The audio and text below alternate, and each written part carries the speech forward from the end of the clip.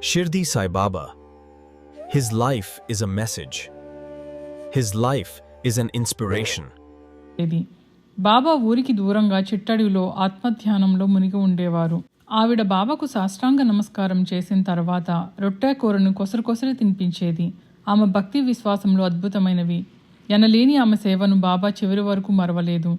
ఆమె కుమారుడిని ఆదరించి ఉద్ధరించెను. ఆ తర్వాత బాబా అడవులకు వెళ్లటం మాని ద్వారకామాయిలోనే కూర్చుండి భోజనం చేసేవారు. బాయిజాబాయి నిష్కామ సేవ మరియు ఆయనపై చూపిన మాతృప్రేమ కృతజ్ఞతగా తాత్యాకు వచ్చిన ఎన్నో ప్రాణాపాయాల నుండి బాబా అతన్ని రక్షించారు. చివరి క్షణాల్లో ఆమెకు దర్శనమిచ్చి సద్గతులను ప్రసాదించారు. నిష్కామ కర్మ ఎలా చేయాలో బాయిజాబాయి జీవితం మనకు స్పష్టం చేస్తుంది.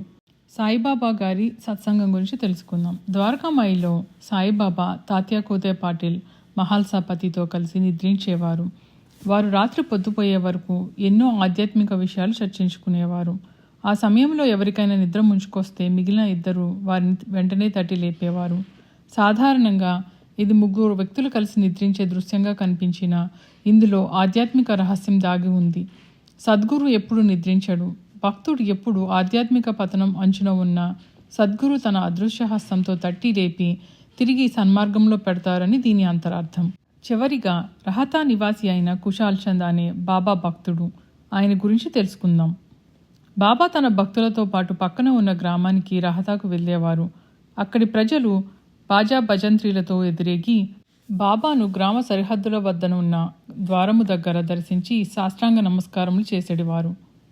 తరువాత మహావైభవంగా బాబాను గ్రామంలోనికి ఆహ్వానించేవారు. కుశాల్ చంద్ బాబాను తన ఇంటికి తీసుకుని పోయి గౌరవంగా ఆసనం మీద కూర్చోండబెట్టి భోజనం పెట్టేవారు.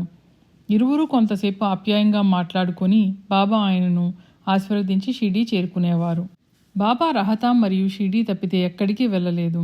ఆయన జీవితంలో ఎప్పుడూ రైలు బండిని చూడని లేదు, అందులో ప్రయాణించలేదు.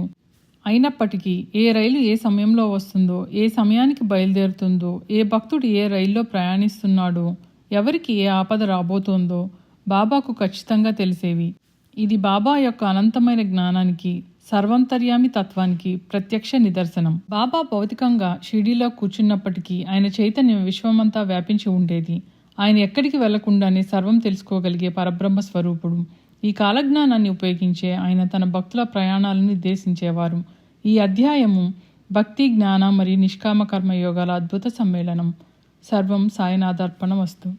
Thanks for watching Shirdi Sai and Sobha Spiritual Talks.